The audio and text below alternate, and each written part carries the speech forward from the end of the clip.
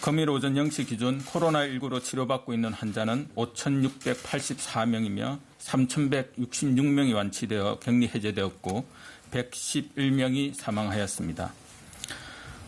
어제 신규 확진자는 64명이며 격리 해제는 257명, 그리고 안타깝게도 7분이 사망하셨습니다. 상가 조의를 표하고 고인의 명복을 빕니다. 확진자 중 검역 단계에서 확진된 사례는 어제 신규 확진자 64명 중 13건이며 현재까지 조사가 완료된 해외 유입 관련 사례는 총 144건입니다. 오늘 국무총리 주재로 열린 중대본 회의에서는 서울, 인천, 경기, 강원의 사회적 거리두기 이행 상황을 보고받고 마스크, 수급 동향 등을 보고받고 논의하였습니다.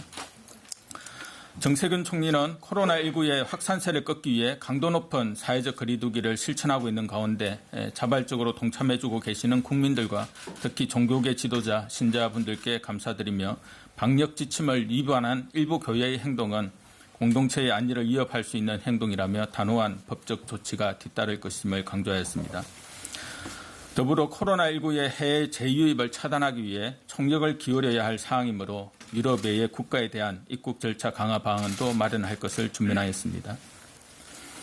국내에서 산발적 집단 감염이 지속되고 유럽 등 해외 입국자들 중 확진자가 크게 증가하면서 어제부터 보름간 강화된 사회적 거리두기 실천을 당부드린 바 있습니다.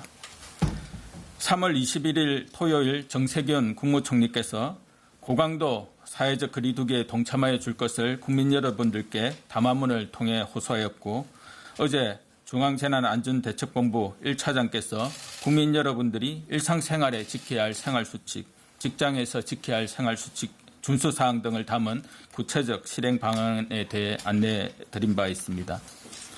집단 감염이 발생하였거나 감염 위험이 높은 종교시설, 실내체육시설, 유흥시설 등 고위험시설과 업종에 대해 운영 중단을 권고하였으며 불가피하게 운영하는 경우에는 방역당국이 정한 순수사항을 철저히 이행하도록 당부하였습니다.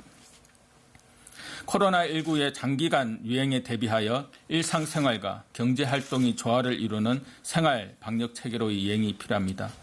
이를 위해서는 지금 우리가 실천하고 있는 보름간의 고강도 사회적 거리두기가 성공적으로 실행되어야 하고 지역사회 감염을 현재의 방역과 의료체계가 감당할 수 있는 수준으로 줄일 수 있게 될 것입니다.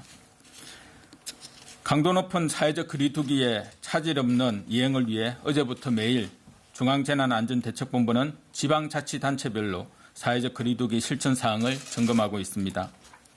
어제 각 지자체별로 종교시설을 중심으로 이행사항을 점검하였고 전국의 종교시설 45,420개소 중 26,104개소는 예배를 중단하거나 온라인 예배로 전환하였으며 나머지 예배를 진행한 곳은 대부분 방역수칙을 준수한 것으로 확인이 되었습니다. 강도 높은 사회적 거리두기에 동참해 주신 종교계와 신자 여러분들께 깊이 감사드립니다.